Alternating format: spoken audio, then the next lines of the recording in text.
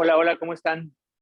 Pues muchas gracias por asistir a esta sesión, a la cuarta sesión del Colegio de Cardiología. Estamos ahorita abriendo la sesión del mes de abril. Toca asistentes a tomarse el tiempo. También tenemos gente en línea que está participando. Y me toca agradecer también a nuestro patrocinador principal, Novo, por permitirnos justamente crear esta plataforma donde podemos interactuar y recibir información académica, innovar, claro que también atraer uno de los más grandes ponentes que nos trae información novedosa y que nos va a permitir compartir y discutirlo aquí en nuestra sesión como colegas que trabajamos bajo el mismo contexto. Quiero presentar al doctor Abel Alberto Pavia, que es cardiólogo intervencionista y que ha hecho múltiples, tanto trabajo como ponente y como puestos de liderazgo. Ahorita él es vocal de dislipidemias, del capítulo de dislipidemias de la Sociedad Mexicana de Cardiología, y también tiene entrenamiento específicamente en la parte de cardiología, de diabetes y nefrología, y que claro que eso nos va a ayudar a complementar muchísima la información de una molécula que ha revolucionado, o un grupo de moléculas que han revolucionado justamente no nada más el tratamiento de la diabetes, sino que en la parte de cardiología nos ayuda justamente a ayudar al paciente a prevenir el riesgo de eventos cardiovasculares. Y justamente para eso estamos el día de hoy, para aprender un poquito más de esto. Sin más preámbulo, quiero dar la bienvenida al doctor Pavia para que pueda presentarnos toda la información al respecto. Es Pavia, ¿verdad? Pavia.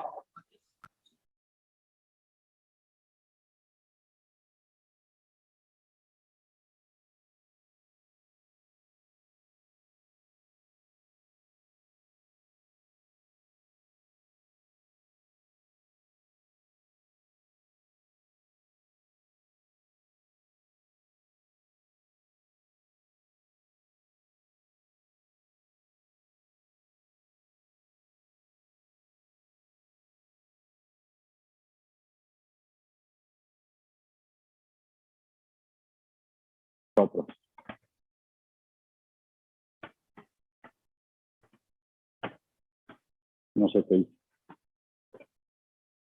Pues como.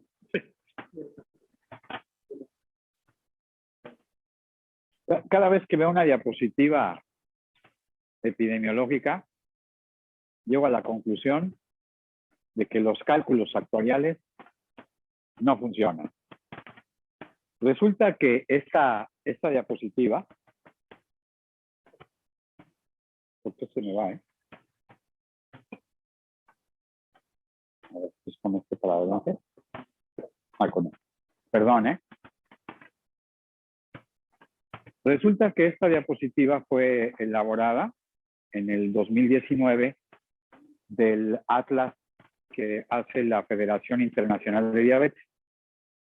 Y para ese entonces, el numerito que habían determinado del número de millones de personas con diabetes en el mundo era de 463. Y esta diapositiva se actualizó en el 2021. 2 años después, de esos 460, ya habían subido a 537. Entonces, el cálculo que ellos hicieron es que para el año 2045 va a haber 783. Si la prevalencia se mantuviera. Si en algunos sitios, por ejemplo, en Asia, donde la prevalencia es cada vez mayor, se sigue incrementando, entonces esos casi 800 millones pues van a llegar mucho tiempo antes. Ahora, la historia de la diabetes en el área cardiovascular se inició hace 24 años. Para los jóvenes que están aquí, probablemente ya ni siquiera oyeron hablar de este estudio.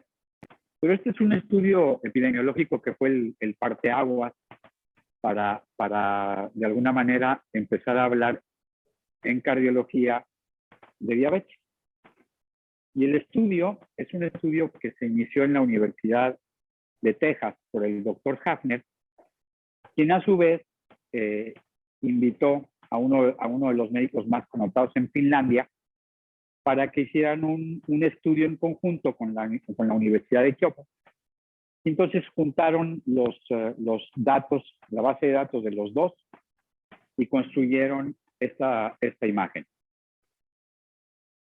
Para ese entonces, en la década de los 90, el boom en colesterol era algo impresionante. Entonces, las guías que en Estados Unidos aparecieron mucho antes que en Europa, la primera guía de práctica clínica fue elaborada por los Institutos de Salud en 1976 en el área de hipertensión arterial. Y hasta finales de los 80 aparece la del National Cholesterol Educational Program. Entonces, esa guía se modificó por este trabajo. Y lo que se había observado en este estudio es que a un periodo de seguimiento de 8 años, el diabético que no tenía enfermedad coronaria vivía exactamente el mismo tiempo que el no diabético que ya había tenido un evento cardiovascular.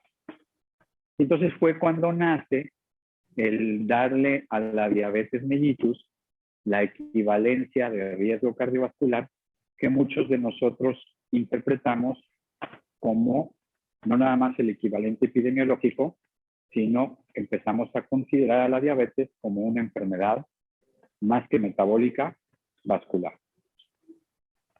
Sin embargo, quiero decirles que lo más importante de la diapositiva no apareció en las guías, paradójicamente.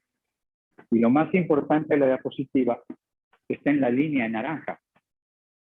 Porque a solo 8 años, el porcentaje de sobrevida del diabético es de solo el 50%. Y esa parte en esas guías nunca se observó. Y tardaron más de 10 años para aparecer esos cambios que hoy, evidentemente, ya se nos hace muy obvio. Este ya es un metaanálisis mucho más actual, donde se corrobora a nivel mundial que lo que el hallazgo de Hafner había sido de alguna manera el adecuado, pero también nos enseña que cuando hay ya comorbilidad en algún territorio vascular de enfermedad, el riesgo se duplica. Y de nuevo se vuelve a duplicar si hay 2 lechos vasculares afectados por la diabetes. Y por lo tanto, importa hoy en los procesos de estratificación reconocer no nada más que haya un lecho vascular, sino que estén tomados 2 lechos vasculares por el significado epidemiológico que con esto lleva. Y es evidente que el descontrol metabólico pues, es el que conlleva al incremento de las complicaciones, principalmente las ciclovasculares, tanto en el ojo como a nivel de neuropatía y desde luego a nivel renal. Para nosotros quizá lo más significativo han sido las macrovasculares, porque son las que directamente provocan la mortalidad cardiovascular y por lo tanto la menor expectativa de vida. No voy a entrar en el proceso de por qué el diabético pierde esa expectativa de vida, sino simplemente recordar que el descontrol, pues de alguna manera incide en ello.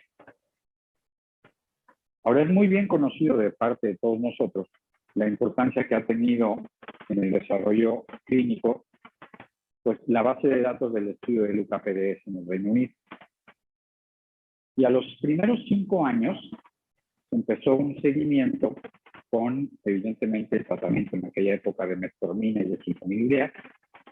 Y lo que se observó es que si había un control metabólico sostenido durante 5 a 10 años, había una reducción de los eventos microvasculares del 25% y de los eventos macrovasculares, incluido el infarto del miocardio, del 16%.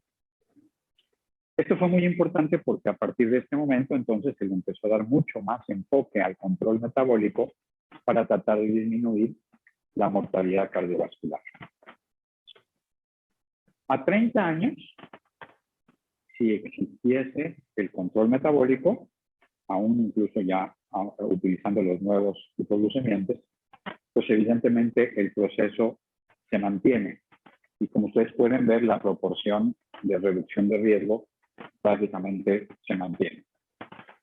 Entonces sí es importante mantener el control, pero también quiero ser reiterativo en el sentido de que el mayor beneficio en el control metabólico está en la parte renal. Lo que ha pasado en nuestro país.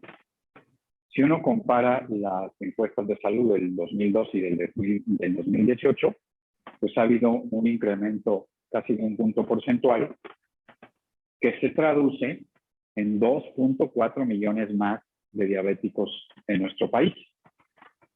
Y algo que me parece que es muy interesante es que, a diferencia de lo que pasa, por ejemplo, en los lípidos, aquí por lo menos los diabéticos, aunque fuera un solo medicamento, pero reciben casi el 90% de ellos tratamiento. Quizá no es el idóneo, no el adecuado, pero al menos reciben tratamiento farmacológico. Y ustedes pueden observar entre los medicamentos orales y los combinados, 90% de ellos por lo menos toma un medicamento oral. Así es que esto me parece que es fundamental para el desarrollo de la plática de hoy. Pero este es el primer mensaje que quiero dejar. Este análisis vale la pena leerlo. Y la traducción literal del artículo es durabilidad. Y a lo que refiere realmente es cuál es el tiempo eficaz de los fármacos en el control metabólico.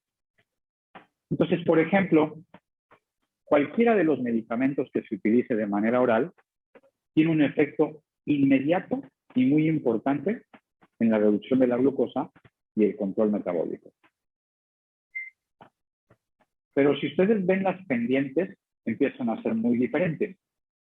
Y por ejemplo, la sulfonilurea en 3.5 años ya perdió su efecto sobre el metabolismo. Es decir, ya los incrementos importantes en hemoglobina glicada están presentes. En el caso de los inhibidores de la DPP4, es algo muy parecido. Tienen un tiempo eficaz de entre 3.5 a 4 años. La metformina tiene un efecto de eficacia a 5 años. Y los que tienen un efecto más sostenido a largo plazo son las glutazonas y los inhibidores de SGLT2. Esta parte, como mencioné, para mí es muy importante y es un mensaje claro, porque uno se hace la primera pregunta. ¿Por qué los medicamentos tienen una durabilidad o un tiempo? Y pareciera que todo está encaminado al deterioro propio metabólico del páncreas.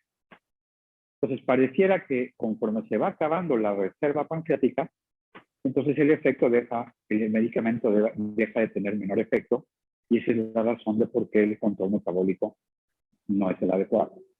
No es que el medicamento no funcione, es que es parte de la progresión de la enfermedad. Pero este concepto es muy importante tenerlo, porque si no nos tomamos en consideración este punto, entonces esto nos va a llevar a una inercia farmacológica. Y si esa inercia no se bloquea, pues todas las complicaciones sociales que están alrededor de la enfermedad tampoco van a disminuir. Y al final del día, esto redunda en 2 puntos: en la mortalidad y en los gastos de la propia enfermedad.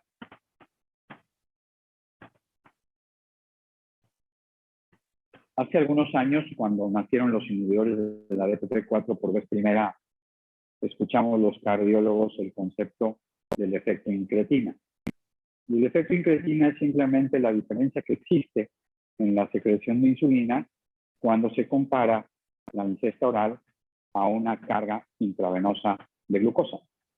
Y resulta que cuando la carga es alimenticia, la secreción de insulina es mucho mayor. Y esto, entre otras cosas, depende por la secreción de glucagón, que no se lleva a cabo en la misma proporción cuando la ingesta o la carga de glucosa es vía intravenosa. Y por lo tanto, cualquier acción farmacológica que vaya dirigida, entre otras cosas, a la inhibición del glucagón, que per se es hiperglucémico, pues evidentemente va a tener también un efecto en la disminución de las concentraciones de glucosa en sangre. Así que el GLP-1 es una hormona que se sintetiza en las células endocrinas del intestino delgado y desde luego tiene ciertos efectos fisiológicos que son muy importantes tanto para la regulación del peso como para la parte de índole cardiovascular. Esta hormona evidentemente va a actuar siendo una hormona lejos de ahí y va a actuar sobre los receptores que existan en los diferentes órganos de este péptido. Y así, por ejemplo, en el estómago lo que hace es disminuir el vaciamiento gástrico. A nivel del hipotálamo reduce la sensación de apetito y además de liberar insulina, como mencioné, disminuye también la síntesis y liberación del glucagón. Entonces, gracias a estos efectos, hay un control de índole metabólico. El tiempo de acción natural de este péptido es de solo 2 minutos. Entonces, su acción fisiológica es una acción muy corta. ¿Qué fue lo que sucedió desde el punto de vista farmacológico? Bueno, que al entender que el desdoblamiento de esta hormona depende de la IDPP4, perdón, de la DPP4, pues evidentemente los primeros medicamentos en este contexto para evitar el efecto intestina, pues fueron los inhibidores de esta enzima. Y con eso logramos incrementar el tiempo de acción fisiológica del GLP-1. La revolución en este sentido es que los análogos de los GLP-1 pues tienen una similitud con el natural del 94%. Entonces, algo que me parece que es fundamental es que la modificación de la molécula hizo que el tiempo de acción fuera mucho más largo. Ahora bien, ¿qué sucede cuando yo doy un fármaco desde el punto de vista oral? Bueno, pues sabemos que la biodisponibilidad va a depender de la degradación en el estómago, del pH y de las enzimas proteolíticas. Y por supuesto de la permeabilidad del endotelio hacia esta sustancia. Y esto, en el caso de la semaglutida oral, tiene también un enorme desarrollo tecnológico que nos permite hoy tenerlo desde el punto de vista oral. Si no se hubiesen hecho modificaciones, la biodisponibilidad hubiese sido terriblemente baja y el efecto terapéutico probablemente no lo hubiéramos visto. Entonces, de la modificación que se ha hecho a la molécula o a la hormona, hay algunos cambios y ahí vienen los números de los aminoácidos que se han cambiado. Estos cambios, de alguna manera, lo que han hecho es que es el análogo de los receptores de GLP-1, lo que hace es enclavarse a la albúmina y con eso se hace muy difícil, aunado a otro de los cambios en el número 26, a la degradación. Y esto fue lo que llevó que la liraglutida, que tiene un efecto de 24 horas, al volverse a modificar, la semaglutida ahora puede tener una duración cuando se aplica subcutáneo de 1 semana. Y con esto, evidentemente, la aplicación de este último fármaco se puede llevar a cabo de manera semanal. La novedad desde el punto de vista tecnológico es haber agregado este potenciador de la absorción o denominado SNAC. Este potenciador lo que hace es permitir que la absorción en el estómago se potencialice y de esa manera podamos tener efectos terapéuticos en el mismo momento. Y por lo tanto, hoy este medicamento se puede utilizar de manera oral y se prescribe de manera diaria. Entonces, es el primer análogo de vía oral y una vez que es ingerido, aunque lo voy a repetir más tarde, la administración oral se hace 30 minutos antes de iniciar los alimentos en ayuno y por lo menos con un ayuno de 6 horas también. Es decir, la persona no debe de comer alimentos de 6 a 8 horas antes. Y ese potencializador lo que hace es hacer que las vellosidades las vellosidades gástricas sean las que permitan la absorción del medicamento a este nivel. Como cualquier otro fármaco, tiene que haber un desarrollo de investigación para poder comercializar la molécula. Y ese es el nombre del programa de investigación clínica que está detrás de la semaglutida oral y que de una manera muy sencilla reconocemos como el programa Pioneer. Como cualquier otro medicamento, pues el primer ensayo clínico en personas que están tomando hipoglucemiantes y que no han llegado a la meta, tiene que compararse con un placebo. Entonces, el Pioneer 1 es un estudio aleatorizado comparado con placebo. El Pioneer 2 es un estudio que ahora compara la molécula con el tratamiento convencional y los que no han sido controlados, ahora se utilizó la comparación de la semaglutida oral versus empagliflozina o un inhibidor de SGLT2. El Pioneer 3 es algo muy parecido, pero en lugar de utilizar un inhibidor de SGLT2, se utiliza como comparativo a un inhibidor de la DSP4, que es el más utilizado y más prescrito, que es la sitagliptina. Luego viene un estudio que es el número 4, donde se compara también en eficacia contra otro análogo de los receptores GLP-1 para conocer si existe alguna diferencia entre los dos. El 5, que me parece que es un estudio muy interesante porque es en insuficiencia renal moderada. El 6, del que no puse la referencia porque voy a tocarlo de manera específica, porque es el que permitió el sometimiento del producto a la FDA y a las agencias regulatorias para su aprobación y comercialización. Luego el 7, en el que se permitió el incremento de las dosis del medicamento para tratar de ver cuál era la dosis más efectiva para el control de la parte metabólica, si es que no habían llegado a tener los efectos de control. Este último es, de alguna manera, también un estudio en combinación con insulina. Es decir, si ahora entiendo que la progresión de la enfermedad tarde o temprano va a llevar a la terapia de combinación que incluye insulinas, entonces sería importante saber si hay algún efecto en los pacientes que reciben un tipo de insulina.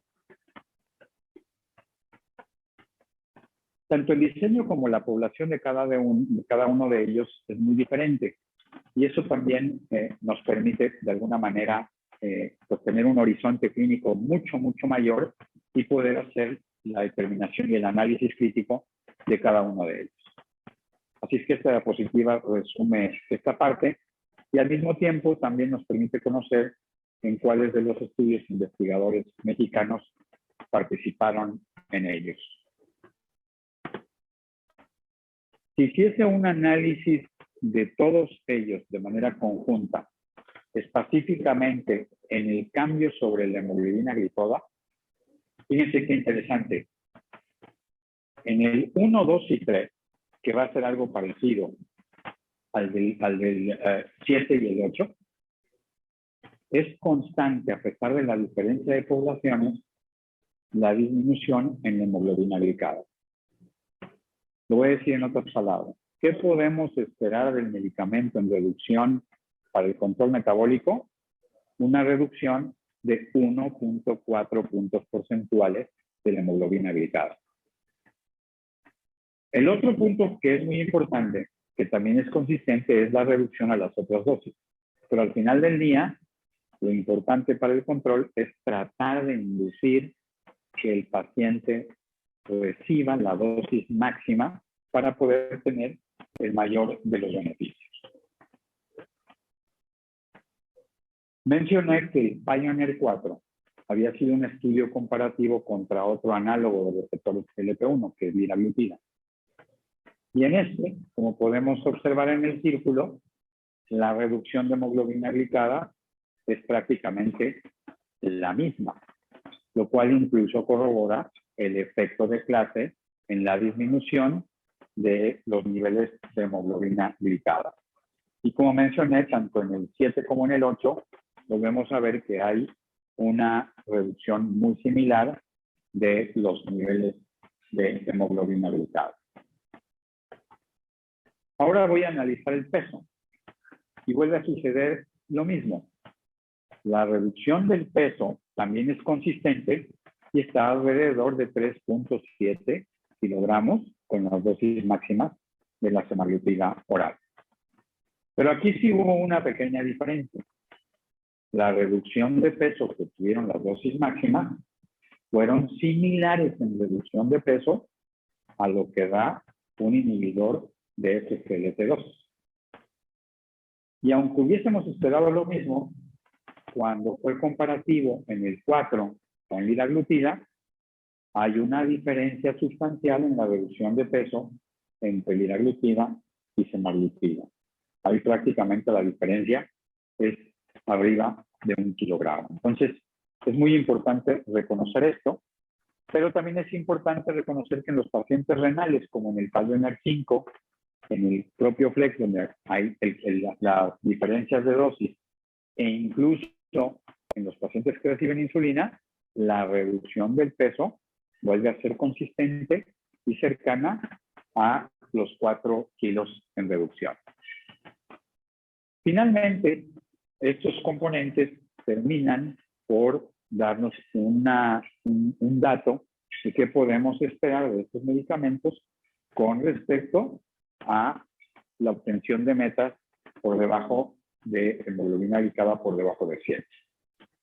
Y volvemos a ver que en el caso de, evidentemente, el placebo, la posibilidad de reducción y de control está en el 77%, y aunque baja un poco, es consistente tanto en el grupo comparativo con empagliflozina o con el grupo con sitagliptina. Hay una diferencia muy importante.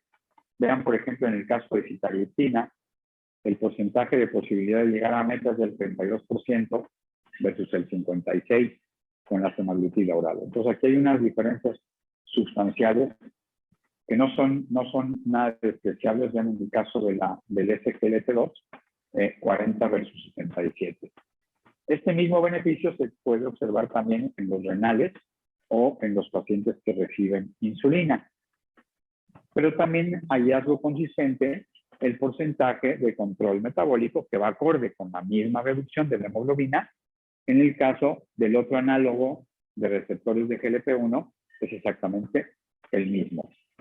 Así es que ambos medicamentos son muy eficaces para el control metabólico. Voy a desmenuzar solo 3 estudios de todos los que he presentado. El Pioneer 2 es un estudio que de alguna manera fue diseñado para hacer un seguimiento a 26 semanas. Y el objetivo primario pues, fue esta evaluación de los cambios metabólicos en este periodo. Pero hubo la posibilidad de hacer un seguimiento hasta las 52 semanas, que fue lo que se evaluó, pues el cambio inicial de hemoglobina glicada y como puntos secundarios el peso y desde luego la combinación de ellos dos. ¿En qué población? En sujetos promedio de 58 años, fueron más de 800 pacientes divididos 400 en cada grupo, con un tiempo de duración de diabetes de 7.5, con un peso corporal arriba de 90 y niveles de hemoglobina glicada promedio arriba de 8.1, con una depuración renal normal. Y en este grupo vemos cómo a las dosis máximas del inhibidor de SGLT2, pues hay una disminución de 0.4 puntos porcentuales en la reducción de hemoglobina glicada. Y en cuanto al peso, en cuanto a las metas, pues es evidente que es mucho mayor al tener mayor reducción, la posibilidad de obtener niveles por debajo de 7 puntos porcentuales.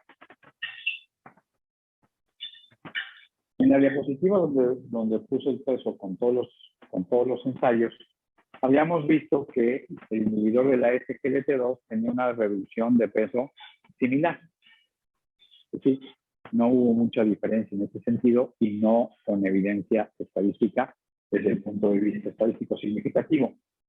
Sin embargo, vale la pena mencionar que cuando se hace la comparación de reducción del peso más allá del 10%, entonces sí tuvimos una diferencia de 6.8 casi al doble, de 12.5 en el grupo que recibió semaglutida oral. Y este efecto se mantiene hasta las 52 semanas.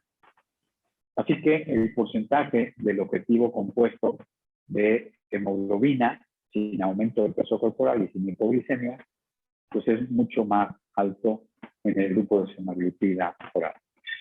Así que en resumen, este estudio nos permitió reconocer la eficacia de los 14 miligramos, que es superior a la dosis máxima de 25 miligramos de empagliflozina, con una mayor reducción al 10% del peso corporal, aunque fue similar en los dos grupos, y que también en los dos grupos se mantiene hasta la semana 52. Y el mayor número de pacientes que llegan a los objetivos terapéuticos. Ahora, desde el punto de vista de tolerancia, los efectos son exactamente los mismos que los análogos que se han utilizado ya desde hace muchos años desde el punto de vista subcutáneo. Y casi todos los efectos tóxicos siempre han estado relacionados a la parte gastrointestinal. Voy a hablar ahora del de semaglutida, el test versus sitagliptina. Aquí el número de pacientes es prácticamente del doble. Y la razón de haberlo hecho así es porque ahora hay 4 grupos en donde se comparó el efecto de la dosis de 3, de 7, de 14, todos contra 100 miligramos de sitagliptina. Igual que en el anterior, el objetivo fue de alguna manera llevarlo a 26 semanas, aunque a diferencia del anterior, tuvo la posibilidad de hacer un seguimiento hasta 78 semanas, lo cual es muy importante. Y aquí están los criterios de valoración, que son muy similares a los anteriores. Y la población también es muy similar. Un promedio de 58 años, con más de 8 años de diabetes, con el peso corporal arriba de 90 y con una hemoglobina también de por lo menos 8.3 puntos porcentuales. Este es el cambio de hemoglobina glicada de acuerdo a las diferentes dosis. Y vuelvo a ver que hay también 0.5 puntos porcentuales más a favor de la semaglutida cuando se utilizan las dosis mayores y que se vuelve a mantener, vuelve a ser consistente hasta las 78 semanas. Con esto, ¿cuánto lograron la meta? Bueno, casi el doble, de 32 a 54 a la semana 26 y se reduce este periodo de 29 a 44 a la semana 78. ¿Qué pasa con respecto a el peso corporal? Bueno, aquí vemos una diferencia todavía más significativa porque recordamos que los inhibidores de la DPP-4 no tienen ningún efecto sobre el índice de masa corporal y sobre el peso. Y por lo tanto, la diferencia pues, es prácticamente de 3 kilogramos con la dosis mayor, pero incluso de medio kilo cuando son dosis muy pequeñas, que se mantienen a la semana 52, y también de manera muy significativa la reducción del peso arriba del 5% en el índice de masa corporal, lo cual nos permite de alguna manera tener una proyección de qué es lo que podemos esperar con este tipo de medicamento oral. ¿Cuál es el porcentaje de posibilidad de tener un éxito para la disminución y el control metabólico? Pues es muy alto porque es cercano al 50% dentro de los primeros 6 meses. Así que este estudio de alguna manera nos permite reconocer que comparativamente con la sitagliptina, pues es mucho más efectiva para la reducción de peso y desde luego también hay una mayor eficacia para lograr los objetivos terapéuticos. Y de nuevo, pues el perfil de seguridad es similar al estudio anterior. 15% de los pacientes tuvieron de alguna manera intolerancia, pero es importante reconocer que también el 7% de los pacientes que estuvieron en el grupo de sitagliptina tuvieron efectos tóxicos a niveles intestinales. Aquí me voy a detener un poquito para entender quizá el más importante de todos los estudios, porque al final los que ya he mencionado son como parte de los procesos para poder entender la eficacia y la seguridad. ¿Qué esperamos y qué nos puede poner de obstáculos un medicamento?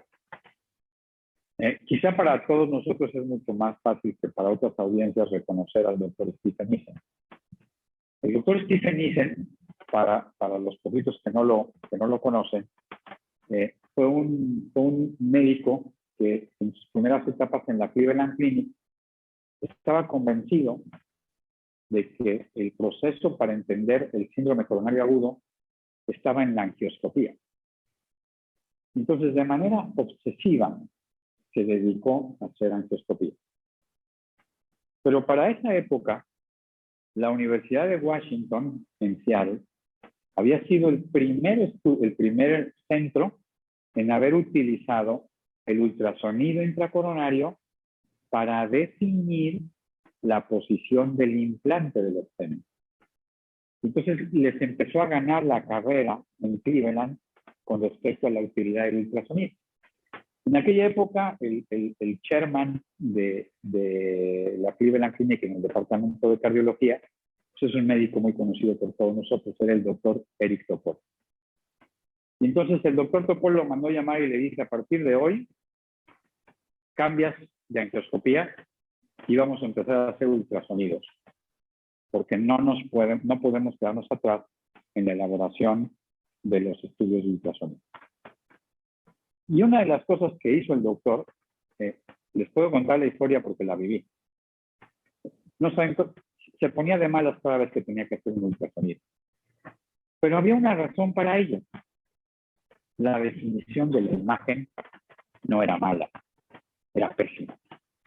Entonces lo primero que hizo fue agarrarse a chavitos que estaban estudiando ingeniería para tratar de modificar el software. Y entonces es el primero en desarrollar una imagen a través del ultrasonido que fuera nítida. Y le pegó seco. Porque más allá del stent, lo que pudo estudiarse fue el comportamiento biológico de la placa aterosclerosa. Sin él saberlo, por estos estudios que publicó, que fue el primero de ellos el Reversal, y después el Camelot, y después muchos otros sobre regresión de aterosclerosis, lo llevaría a una palestra. Por razones sociales, el doctor Topol tiene que dejar el departamento de cardiología. Y entonces, la persona más adecuada para quedarse en su lugar era el doctor Stephen Nissen. En la siguiente década, todos los estudios que publicó lo llevaron desde el punto de vista social a ser considerado una de las 20 personas más influyentes en los Estados Unidos. Entonces resulta que en Carolina del Norte, en un hospital, un médico empezó a observar que en el grupo de pacientes a los que les estaba prescribiendo rosiglitazona había una proporción de infartos mayor que con el resto de los medicamentos orales para el control de la diabetes.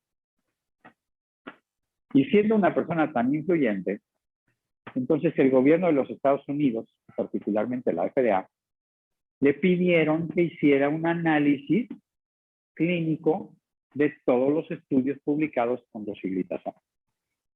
Entonces, el metaanálisis, que incluyó 42 estudios clínicos con una duración por arriba de 6 meses, en su análisis demostró que los niveles y los intervalos de confianza eran tan altos que rebasaban el 1.8.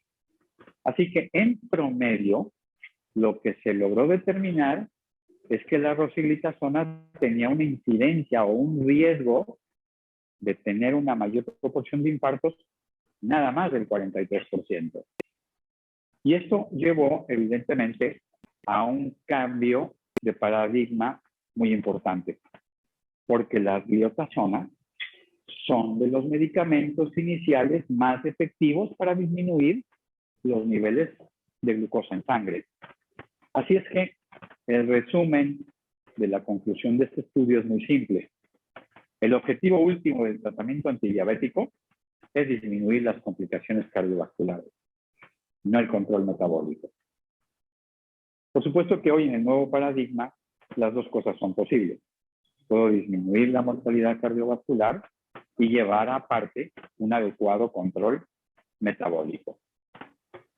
Una vez publicado este artículo, entonces la FDA le vuelve a tocar la puerta y le dice, necesitamos una asesoría para saber qué debemos hacer desde el punto de vista regulatorio para que los medicamentos antidiabéticos a partir de ahora que se puedan comercializar no lleven a riesgo cardiovascular.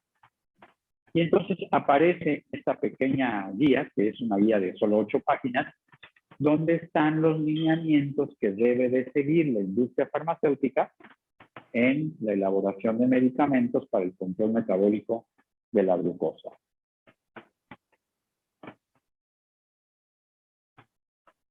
Diez años en el transcurso desde que se publica a los siguientes años aparecen todos estos estudios de comercialización.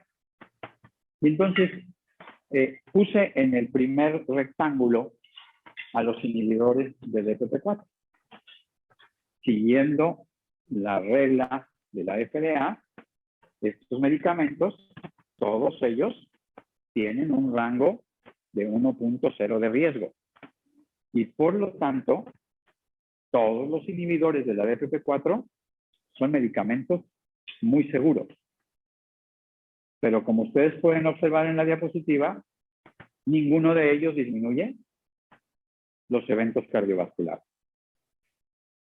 Empiezan a aparecer los diferentes análogos de GLP-1, los de moléculas muy grandes y los de moléculas más pequeñas. Y si ustedes ven, por ejemplo, el lixisenatide tiene el mismo comportamiento que los inhibidores de la DPP4. Es un medicamento seguro, pero no disminuye los eventos cardiovasculares. Algo parecido sucede con la exenatida, y de pronto aparecen en estos ensayos clínicos de comercialización que los primeros medicamentos en disminuir el riesgo fueron la liraglutida y la semaglutida.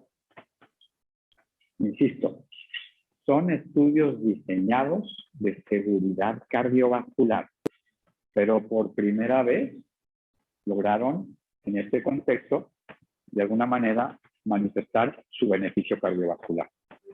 Y lo mismo sucedió con los inhibidores de la SGLT2 que están en el cuadro en rosa.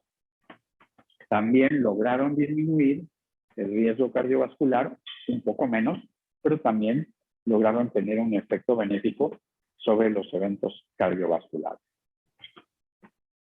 Una vez que entonces sale el estudio de liraglutida y el Sustain 6, pues de alguna manera empieza a haber cierta especulación de qué es lo que sucedió con estos fármacos y por qué hubo una disminución de los eventos cardiovasculares. Hay múltiples publicaciones ya en la literatura que hablan del efecto que tienen sobre la función endotelial, sobre la vasodilatación, la estabilidad de la placa, aumento del flujo, la diuresis y natriuresis, la disminución de la inflamación y la disminución en la agregación plaquetaria. Pero aún si a mí no me interesa la biología celular, yo podría decir, cuando desmenuzamos los estudios de cardiovascular outcomes de estas moléculas, hay tres cosas que son patentes. La disminución en el peso, la disminución de las cifras de presión arterial y el efecto neutro sobre los lípidos. Si yo les preguntara, según ustedes saben, ¿qué necesita un antihipertensivo ante la FDA para ser aprobado? Es una respuesta muy simple. Necesita corroborar una disminución sostenida en todos los diferentes tipos de estudios de solo 2 milímetros de mercurio. Eso es lo que requiere un antihipertensivo para ser palomeado. No estoy diciendo que sean antihipertensivos, pero si tengo un medicamento que me reduce de 3 a 5 milímetros de mercurio las cifras de presión arterial, pues el efecto hemodinámico tiene que ser evidente. Si yo comparo el tiempo de acción en beneficio de los ICGLT2 contra los análogos de GLP-1, resulta que los inhibidores de SGLT1 no tienen ningún periodo de latencia. Las curvas de sobrevida se empiezan a abrir en etapas muy tempranas, desde el mes, lo cual quiere decir que el efecto hemodinámico de estos medicamentos es inmediato.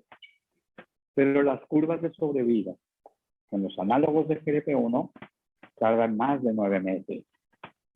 Y este periodo de latencia también fue el que hizo suponer que todos estos efectos que tienen sobre el lado izquierdo de la diapositiva son los que afectan el proceso de aterosclerosis. Y si yo quiero afectar un proceso que dura muchos años, pues evidentemente me va a llevar tiempo el beneficio de estos medicamentos. Entonces, el estudio Sustain 6, que es con semaglutida, fue un estudio que cuando se diseñó se planearon el seguimiento cuando hubiese 254 eventos. Y ustedes pueden observar que esto se llevó a cabo en un periodo de 2.1 años. Y la reducción de riesgo fue del 26%. ¿Qué sucedió cuando se hizo el estudio regulatorio con semaglutida oral? Los investigadores lo que pidieron es que hubiese un número de reducción de eventos de 122. Y ese número de 122 se dio en un periodo de 1.3 años. A lo mejor después de haberlo visto muchas veces, ya se me hizo muy simple. Pero yo la pregunta que me hacía cada vez que lo veía, y por eso a lo mejor me tardé mucho tiempo en entenderlo, es que nosotros los médicos estábamos muy acostumbrados a estar analizando los cardiólogos estudios a 5 años con estatina. Y entonces el periodo ya era fijo y podíamos ver esta reducción. Ese no era el objetivo. El objetivo era de seguridad cardiovascular para comercializarlo. Entonces, ¿por qué no se desvió más hacia la izquierda el estudio Pioneer? Por el tiempo. Es un tiempo muy corto. Pero aún así es muy evidente la tendencia que hay en reducción de eventos cardiovasculares. Entonces, este es el diseño del Pioneer 6. Y lo que quiero de alguna manera mostrar es que el número de pacientes es muy importante. El objetivo, pues, son el punto compuesto de los eventos cardiovasculares mayores, que son muerte, EBC o infarto. Y esta es la gráfica. Y observen cómo desde los 9 meses se empiezan a abrir ya las curvas. Y en el seguimiento se empieza a hacer muy importante. Y la reducción del riesgo fue del 21%. Con esto, ahora sí, ya se diseña un estudio denominado SOUL, que es un estudio a largo plazo, a 5 años ahora sí, que me va a permitir conocer el impacto de la molécula sobre los eventos cardiovasculares, cerebrales, infarto e incluso también los desenlaces renales. Entonces, este estudio ya está corriendo y es el que va a corroborar de alguna manera el beneficio de la molécula. Culmino con esto porque me parece que es igual de importante para su prescripción. ¿Cómo lo debo usar? Bueno, para poder prescribir es muy importante, primero, que el medicamento se tome media hora antes de los alimentos y con una cantidad muy pequeña de agua, que no rebase más de 100 mililitros para evitar los cambios que pueda haber a nivel gástrico que disminuyan su biodisponibilidad. Una vez que ya pasaron los 30 minutos, entonces ahora sí ya se pueden tomar el resto de los medicamentos o incluso la persona puede tomar ya algún tipo de alimento por la mañana. Así que estas partes me parece que son fundamentales. La cantidad de agua que se debe de tomar, el tiempo de media hora antes que tiene que estar muy bien establecido y recordar que tiene que haber por lo menos un ayuno de la noche anterior a la toma de 6 horas. Y ya con estos 3 pasos identificados, la persona puede de alguna manera tomarse el medicamento. Ahora bien, los que han utilizado tanto liraglutida como semaglutida recordarán que aquí tiene que haber un periodo de administración y de titulación. A los médicos no nos gusta la titulación, pero aquí es obligada. Entonces se inicia con una dosis de 3 miligramos en dosis única durante un mes. ¿Cuál es el objetivo de esto? Pues evitar la intolerancia gástrica. Por eso es que se hace una titulación y un escalamiento de las dosis. Pasado el primer mes, ahora sí se da una dosis de 7 miligramos durante otro mes y en este momento ya podemos brincar a la dosis de 14 miligramos, que, insisto, es el que conlleva el beneficio de disminuir 1.4 puntos porcentuales la hemoglobina glicada. Entonces, bueno, pues es muy importante educar al paciente en este contexto y recordarle que no se puede tomar el medicamento con alimentos y que tiene que identificar los periodos en los que se debe de tomar el medicamento. El otro punto que es una cuestión que me parece que no es menos importante es, tiene que saber que puede tener intolerancia gástrica como náuseas para que de alguna manera pues procure llevar a la titulación de manera eficaz el medicamento.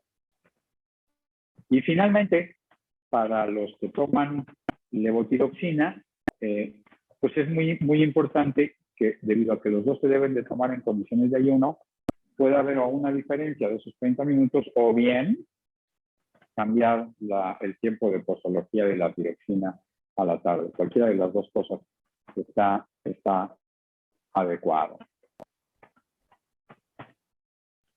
Así es que con esto culmino. La semaglutida oral mejora el control metabólico que los otros antidiabéticos, tiene una pérdida de peso superior al inhibidor de GLP-4 y pues de alguna manera su perfil de seguridad pues es consistente con los que ya están disponibles en forma subcutánea. Pero el tratamiento de la diabetes no es nada más bajar la glucosa. Esto es holístico. Hay que bajar glucosa, hay que bajar colesterol y hay que bajar la presión arterial y modificar los estilos de vida si queremos que el paciente diabético recupere el tiempo de vida que puede estar perdido. Con esto, pues es una visión muy rápida del producto, de lo que esperamos de estos nuevos agentes orales y del beneficio que tienen desde el punto de vista cardiovascular. Si alguno de los presentes o los que están escuchando vía web tiene alguna pregunta, con muchísimo gusto, o algún comentario. Perfecto. Muchas gracias, doctor, por su ponencia. ¿Alguien de aquí de los presentes tiene alguna pregunta? A lo mejor durante el caso clínico. Sí, de hecho quiero compartir un caso, justamente, doctor. También aprovechando un poquito, tenemos la presencia de una doctora endocrinóloga que atendió a nuestra invitación y que también quisiera aprovechar un poquito la experiencia de ella y del doctor Pavía para comentar este caso clínico. Déjenme conectarme de este ladito.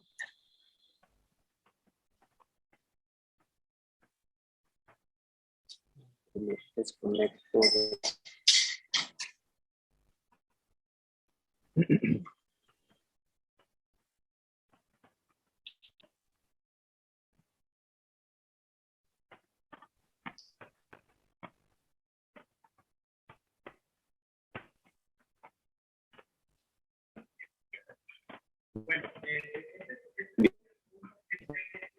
Gracias. Bueno, este es con con este tema que tenemos ahorita como que muy en boga. Y este es un paciente, perdón. Este es un paciente hombre de 52 años de edad que es conocido diabético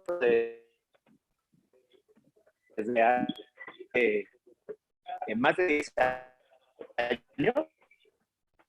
Está en tratamiento actual de operación a 12 horas en Pina y Ina.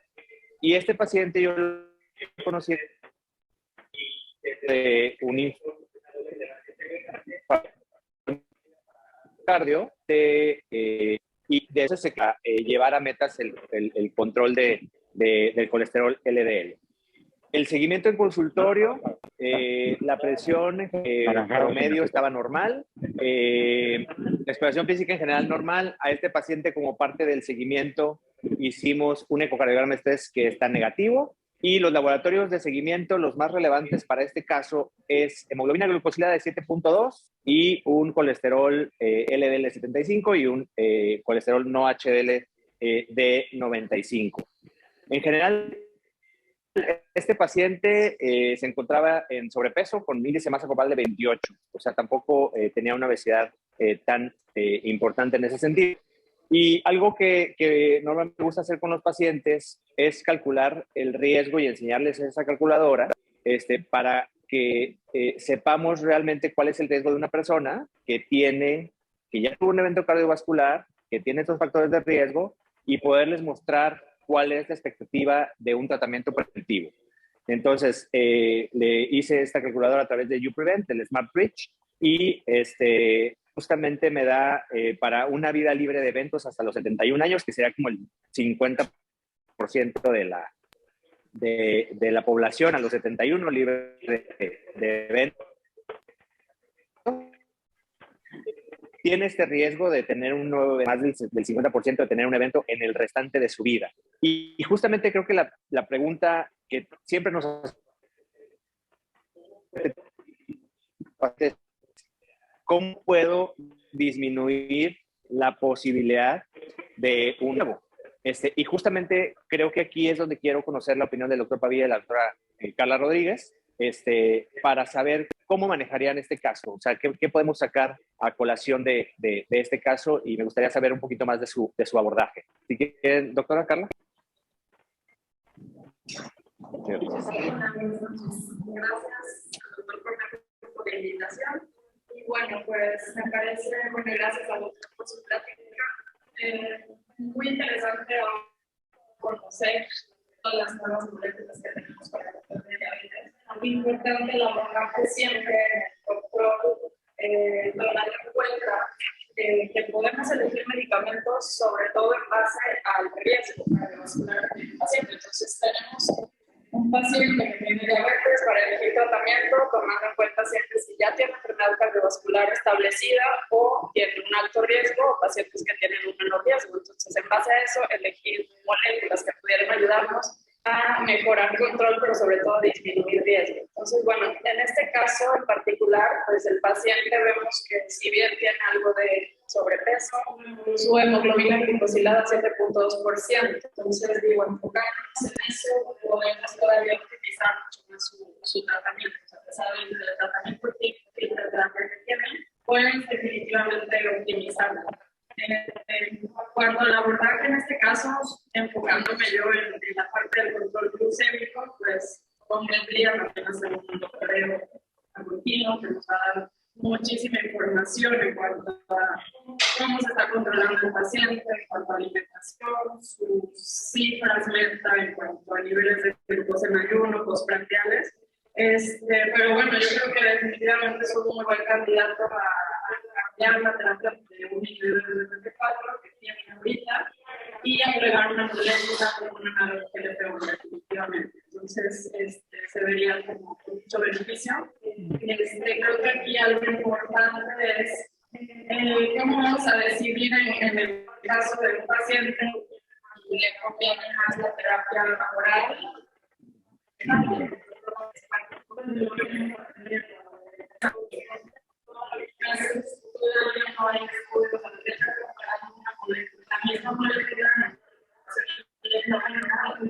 Los resultados que se estiman prácticamente son resultados aislados, que la terapia oral puede tener un muy buen impacto cuanto a mejoría de producción y de disminución de derechos cardiovasculares y control de peso. Entonces, yo creo que ahí ya dependerá un poquito de la preferencia del paciente hacia una terapia no inyectable, que siempre me parece más cómodo tener esas opciones desarrollar muchas posibilidades de iniciar algo que le preocupa de manera más clara. Entonces, pues yo haría eso con los pacientes que se ven.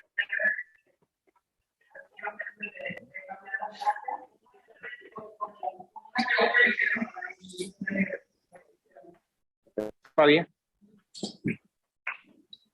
No está bien porque tú me pediste la opinión en tu caso. Lo voy a tratar de mezclar. Y tampoco está bien porque voy a hablar de mí. Resulta que me hicieron una cirugía y estando en el hospital me hacen los operatorios y sale la glucosa en 130. Entonces, ya que me dieron de alta, mi médico me manda con un endocrinólogo y me dice que ya perdiste, ya eres diabético, tienes que tomar esto. Entonces voy con el endocrinólogo y el endocrinólogo me da Canumet XR. Entonces me empiezo a tomar el Canumet XR. De pronto me invitan al Advisory Board de liraglutide. Manifiesto que para ese momento yo no conocía estos productos. Y el ponente era mi médico. Entonces, un poquito con sesgo, a la hora de hacer las preguntas, le iba yo a hacer una de interés personal. Dije, yo quiero saber cuál es el momento en el que hay que iniciar este grupo de medicamentos. Y el mendigo me contesta, entre más temprano mejor. Entonces, cuando vino el break, me acerqué y le dije, ¿por qué no me lo diste? Si esto es entre más temprano mejor, pues ¿por qué no me lo diste? Y me dijo, bueno, es que es muy temprano para ti. Si uno ve la evolución de las vías de la hada, y por favor, corrígeme porque yo no soy endocrino, pero originalmente este grupo de fármacos, por haber sido de alguna manera probados en enfermedad cardiovascular establecida, entonces se posicionó como un grupo de medicamentos cuya indicación específica era diabéticos con enfermedad cardiovascular establecida. Con el tiempo empezó a cambiar esto, hasta que finalmente en uno de los algoritmos apareció y alto riesgo cardiovascular. Entonces, yo creo que siempre que exista la posibilidad, hay que utilizarlo. Y yo le explicaba a mi amigo, porque es mi amigo, dije, mira, una de las razones por las cuales hice la pregunta es porque tengo metido el gene de la enfermedad aterosclerosa en mi familia. No hay uno solo que no se haya infartado. Entonces, sí me interesa, por supuesto, que la glucosa esté normal, porque eso me va a dar un beneficio a nivel renal sin la menor duda. Pero lo que me interesa es que me den menos, que tenga menos posibilidades de tener un infarto. Entonces, yo creo que si las posibilidades en el alto riesgo, como tú lo manifestaste, existen, yo creo que hay que buscar eso. Pero vuelvo a una de las cosas que mencioné sobre la durabilidad. Yo creo que hoy importa la selección de los medicamentos, porque si va a haber pérdida de eficacia por progresión de la enfermedad, entonces, además del beneficio cardiovascular, y me gustaría saber tu opinión, creo que otro de los objetivos del tratamiento debe de ser tratar de preservar hasta donde sea posible la funcionalidad del páncreas. Yo así es como lo veo y por lo tanto creo que ya sea en monoterapia o en combinación entre este grupo de medicamentos y los ISGLT2, tendríamos por lo menos una esperanza de que la función metabólica del páncreas se mantenga mucho más tiempo y obviamente con eso la gente, si disminuye eventos cardiovasculares, pues su pronóstico de vida puede ser muy diferente. Muchas gracias, doctor, por la opinión. La doctora Rodríguez. Les voy a contar un poquito. Creo que justamente lo que yo hice justamente fue mostrarle al paciente cómo modificaría su riesgo el agregar o el modificar su terapia de un inhibidor de PP4 justamente a un antagonista, un agonista del receptor GLP-1. Y justamente esta calculadora nos ayuda a seleccionar esa opción, y justamente esta es la modificación que se da en la curva tanto de la vida libre de eventos y la reducción del riesgo tanto a 10 años como la reducción del riesgo en la vida. Y que justamente es lo que le comenté al paciente. Dije, tenemos ahorita una terapia que te controla moderadamente bien, o sea, tiene una hemoglobina glicosida de 7.2. ¿Qué mejor tirar hacia bajarte la hemoglobina glicosida un poquito, reducir tu riesgo bajo la perspectiva del control de la diabetes? Pero justamente cuando tenemos moléculas que han demostrado hasta cierto sentido la reducción de eventos cardiovasculares, creo que justamente el poderle proveer este beneficio adicional, creo que es la parte que ayuda. Entonces, realmente lo que hice con el paciente específicamente, él no quería una inyección, y yo sé que aunque no existe una evidencia todavía muy fuerte de un beneficio en la molécula oral, a fin de cuentas fue la que se ofreció, pensando que tenía un beneficio adicional como una molécula probada en la parte inyectable. Y bueno, esperar justamente el resultado de los estudios como SOUL para tener esa evidencia un poquito más, pero lo que le ofrecía al paciente, porque él no quería una inyección, pues fue una molécula oral. Prácticamente. ¿Alguien más en la audiencia tiene alguna pregunta o alguna duda sobre la plática del doctor Pavía? Doctora.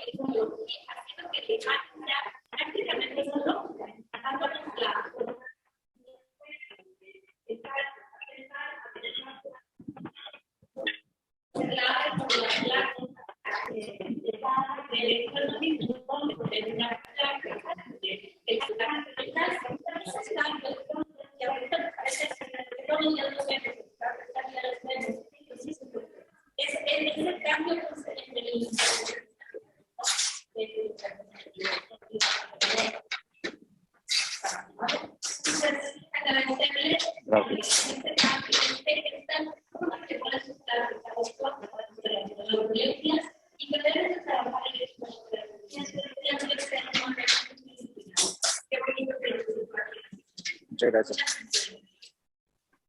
Gracias, doctor. Muy bien. Doctor Pavía, tenemos una pregunta de uno de los asistentes virtuales Déjame ver porque creo que mi micrófono no está sonando muy bien.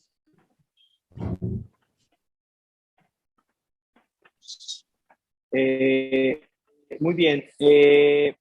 Comenta el doctor Ulises Peña, la experiencia en pacientes que ya están insulinizados y en control y que deseamos iniciar el análogo de GLP-1 por factores de riesgo cardiovasculares, ¿es ajustar dosis de insulina o no es necesario al iniciar con dosis bajas de semaglutida?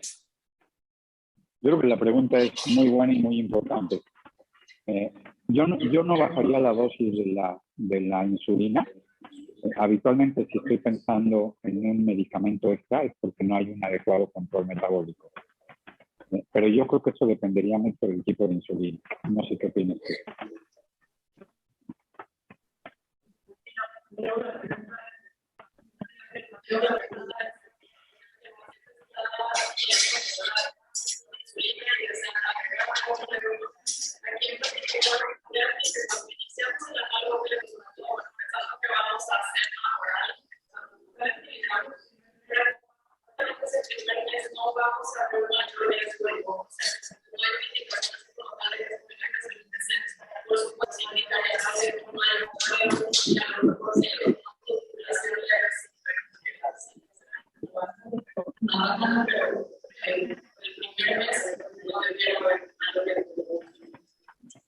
Pero ahora te lo voy a cambiar.